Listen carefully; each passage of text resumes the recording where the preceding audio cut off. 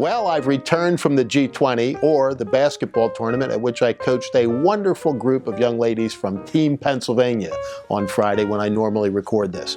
But let's talk for just a moment about the recently held G20 and President Trump's appearance there and the media's coverage of all that went on.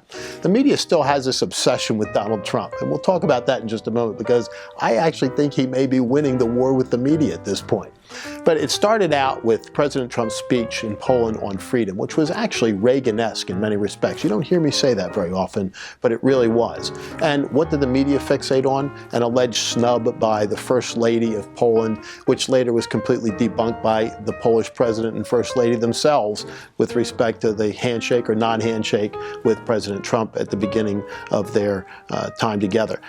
That's the kind of stuff they picked up on, though. You saw these protests across Hamburg during the G20, and the media somehow tried to make out that this was an anti-Trump movement. The truth of the matter is these protesters have been there since it was the G7 or G8, for crying out loud. They're not anti-Trump, they're anti-everything. And when it really boils down to what they're against is they're against money, they're against capital, they're against economic growth, and they're against the quality of life that goes with it. They'd really have us return to the Dark Ages, literally and figuratively. And how is it that Mayor Bill de Blasio shows up for that nonsense? I mean, you think about what's going on in his city, he ought to be staying at home doing his job, but instead he's globetrotting to take on our president on foreign soil. That's really something to think about. That doesn't happen. It shouldn't happen. The worst thing about Bill de Blasio going over to Germany is that he came back.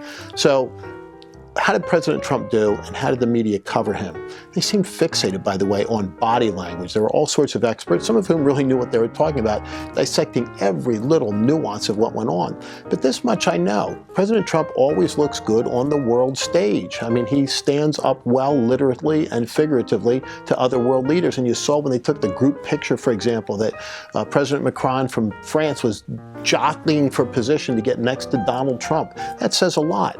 And of course, the body language going into the meeting with Vladimir Putin was very significant, and this much is clear. President Trump looks like a leader. Unfortunately, Russia seems to be a bad word for this administration, and no matter what went on in that meeting, 2 hours plus, there had to be some good in there. But coming out, the president unfortunately steps on his own line by declaring some sort of cybersecurity network that he and Putin were going to put together that later was completely walked back.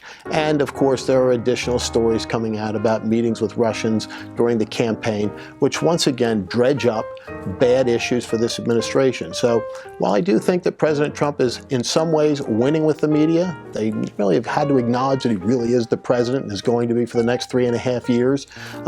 There's still a lot of work to be done in terms of staying on message, getting forth his legislative agenda, and sticking with things that work. Staying away from negative messages is really positive.